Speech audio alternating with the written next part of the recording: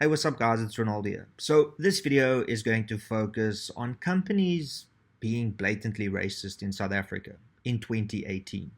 Now, we know of many companies out there that believe in broad-based black economic empowerment and that they have share initiatives in which they discriminate against white people because they only provide it to people of color in South Africa.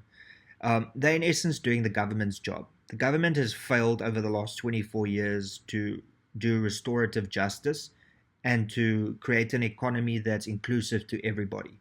Now, I understand that there are situations in which things need to be done in order to help the people that were previously affected by apartheid. I completely understand that and I support those initiatives.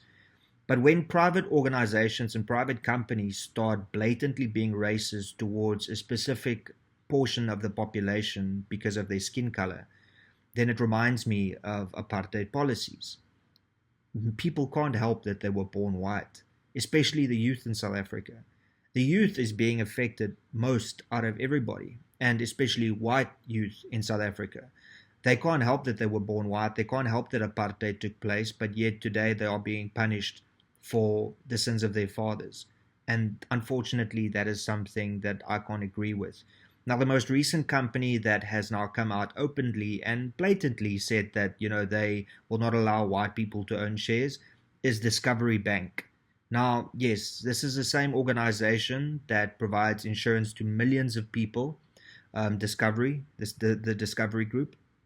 So they are launching a bank, and 10% of that bank will be owned by black individuals that deposit with this bank.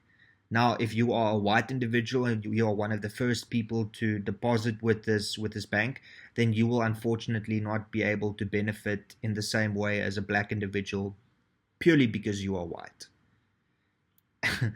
And there's just this like movement in South Africa where this is just seen as normal and this is seen as acceptable.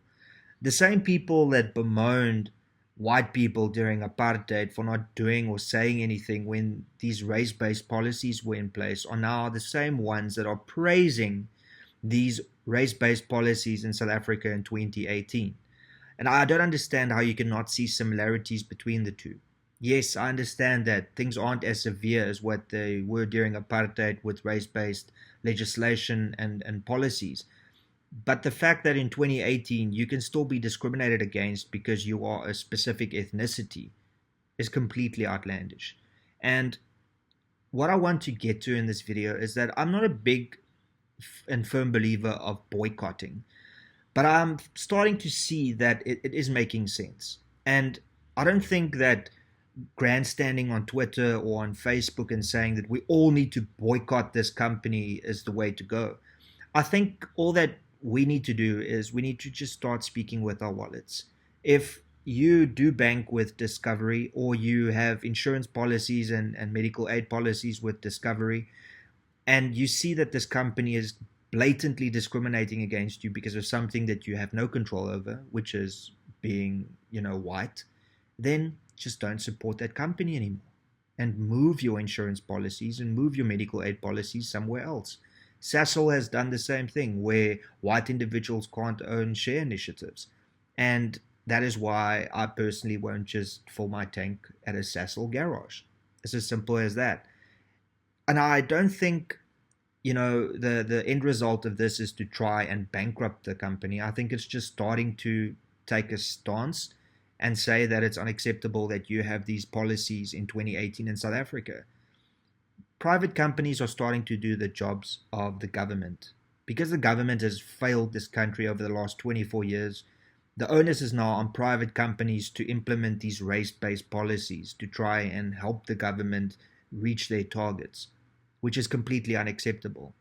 So, to end off this video, I just wanted to get my opinion out there that I find it absolutely ludicrous that in 2018, we still have companies, big companies, multi-billion rand companies that want to enforce race-based policies onto individuals and more specifically the youth of this country that had no say in the history of this country, but yet they are punished today because of something that their fathers and their forefathers had a hand in, might not have caused, but because of their race, they are assumed to form part of that, and therefore they are guilty.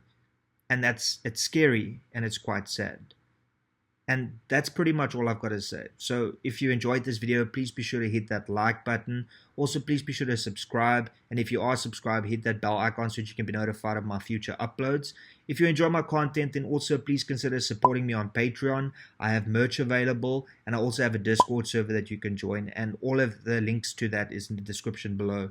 Lastly, please be sure to share this video with your friends and family, because that's literally the only way my message gets out there. Till later, cheers and peace out.